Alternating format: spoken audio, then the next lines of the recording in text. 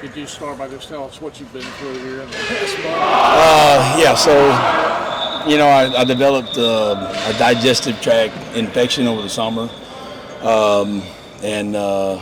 It's something I dealt with, but it was kind of off and on. I'd feel good, and then I'd feel bad, feel good. And then later in the summer, a week before we started, I went to the doc and got some meds, but it wasn't helping. And basically my infection got worse and spread to other parts of my body, and I ended up getting this stuff they call sepsis, where the infection was in my blood going to different parts. So it got, pretty serious. I had to go to the ER. But they diagnosed it really quick, and then the infection was drug resistant, so they had to search for the antibiotics, but then a couple of days they figured it out, and it got me clean of the infection, and now I'll take a dose of antibiotic every day just to get myself back on track. How long did you spend in the hospital? Was it a week? A week, yeah, it was a week. That's not Sunday fun. Sunday to Sunday? Monday. Yeah, I went to the ER on Sunday, and then I got out on Monday. But Gotcha. Hospital's a sobering place because no matter how bad you feel, there's somebody in there that's a lot worse off than you are. So I appreciate everybody over at UNC medical over there that helped me get back out on the field. How much danger were you in? Well,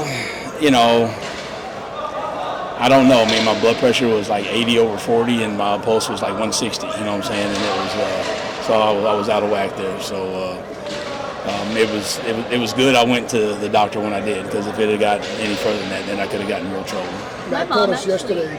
My mom actually dealt with this like a year ago, and the recovery is not necessarily immediate. How are you kind of like tailoring, even just getting yourself back out? Well, I'm on daily antibiotics. I don't know. You can't see it right here. I got a line in there that I hook up to every day, and that's the first step right there. And then once they get everything, they feel like clear, and then they'll go back in and they'll just look and see what damage was caused, and then if they need to do any corrections on anything that got damaged by the infection. How much are you kind of monitoring your own energy right now as you get back out there? Well, I have to hydrate. That's a big thing. Yesterday, I think I got dehydrated, and I think my blood pressure got a little bit low, but I'm fine. I mean, I feel good. I feel fine. Just something I got to deal with and get past. Do you have a new?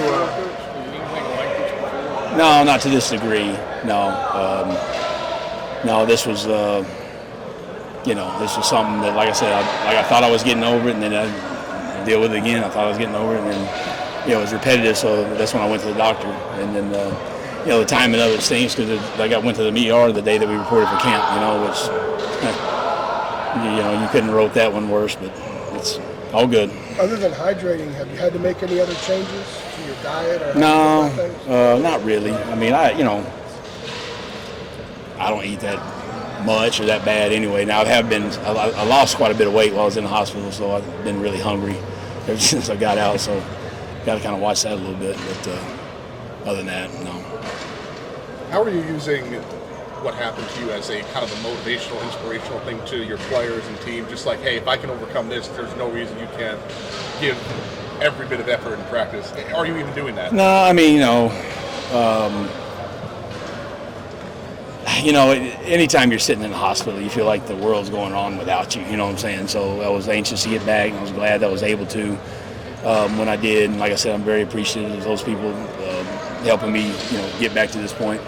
But, we're not guaranteed any day, you know what I'm saying? So you just got to live like that, and you got to prepare like that, and you got to make sure that, you don't waste anything, and so that was kind of a reinforcer of that belief, but that's always been a coaching belief that I've always had anyway. So, but it sure brought it home to me sitting in the hospital. Randy, when you said you thought you were getting over it, what was the thing, the moment, what happened where you guys said, okay, we have to go to the hospital now? Like, what drove you? What was the breaking point there?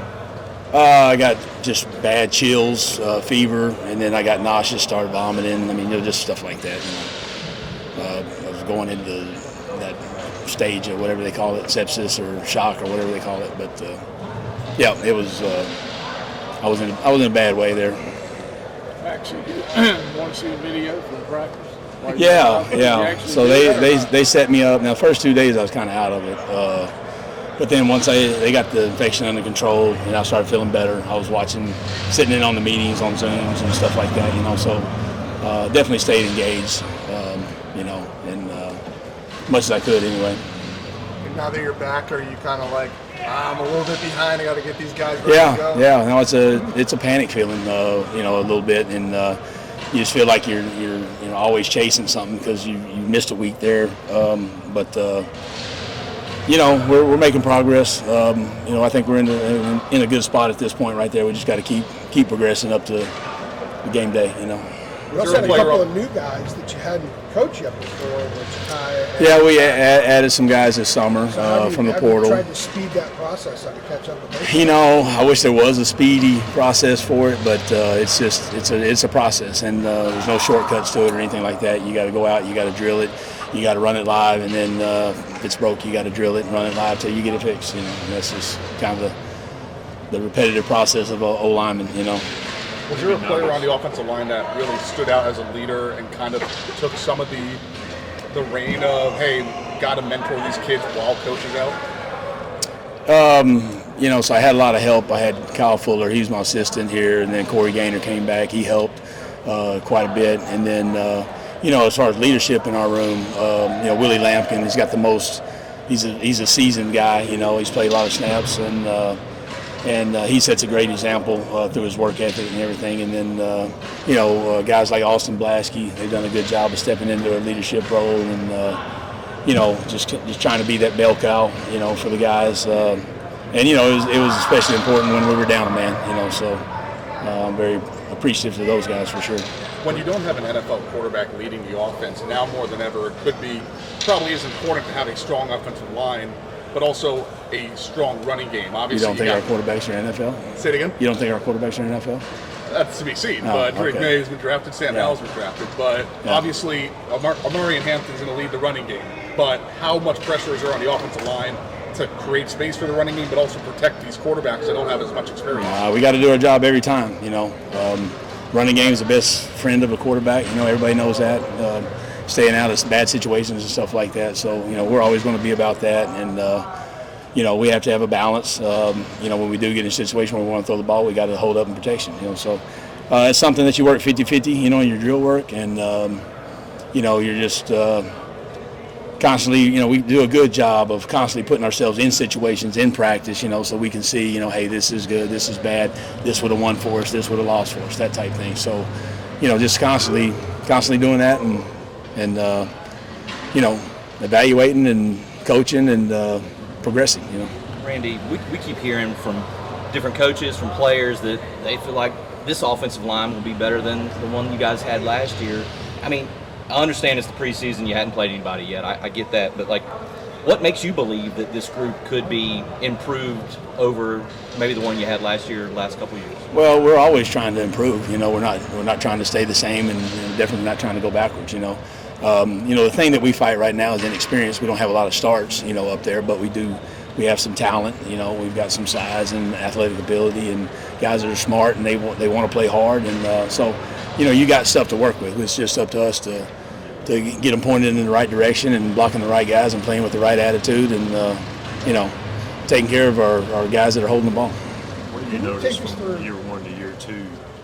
You mentioned Willie and his leadership, but what about growth on the field from him and the guys that were here when you got here? You know, growth on the field is just, you know, there's two things in life you can't buy are, you know, your health and experience. And there's, you know, that experience is what Willie has. You know, he's played it, he's seen it, he's done it, he knows what it looks like, he knows what good looks like, knows what bad looks like, and he does a good job of, you know, exempling that for us every day. And so that's where his leadership's been invaluable for us.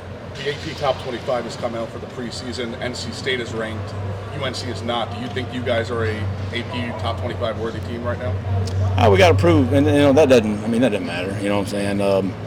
We got to prove ourselves. I mean, that's it. And we got to prove ourselves every Saturday, no matter who we're playing, what the press says, or you know what's on Twitter or whatever it is. We have to go out and prove ourselves every day, and especially on Saturday. So we're just going to be focused on that. We don't care about I always tell my guys, we're focused on the process and not the result. If you're on the process and you're doing that right every day, then the result's going to take care of itself. So. Last one here for Sorry about that. Can you take us back to when you recruited Howard to North Texas to where he is now? Did you anticipate that kind of progression this quickly from him? So Howard, he was, during COVID recruiting, it might have been a little bit hidden. And then, he hadn't played that much football growing up, saw a guy that was raw, but he was athletic. He could bend, super frame on him.